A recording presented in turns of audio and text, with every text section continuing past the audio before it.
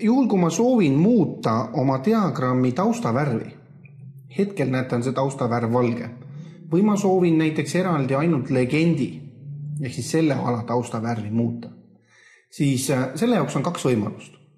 Esimene võimalus on kasutada nii-öelda kiirmeetodit ja teha diagrammis selle ala peal, mida te soovite vormindada, topeltklõps. Näete, et iga ala on eraldi klõpsatav. Tulbad, sein, diagrammi ala, legend, teljed ja nii edasi.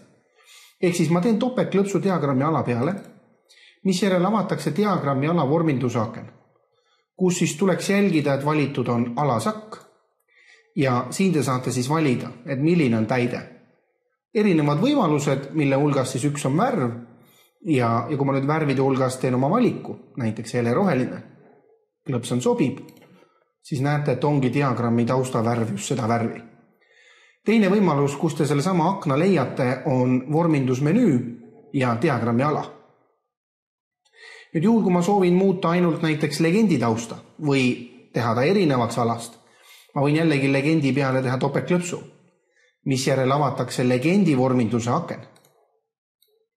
Ja ka siin on ilusti olemas selline sakk nagu ala, kus ma saan valida, et täitmine värv ja siis jällegi valida vastavalt selle värvi, mis ma soovin, näiteks pruun. Seejärel klõps on sobib ja näete, et on legendi ala eraldi täitevärviga.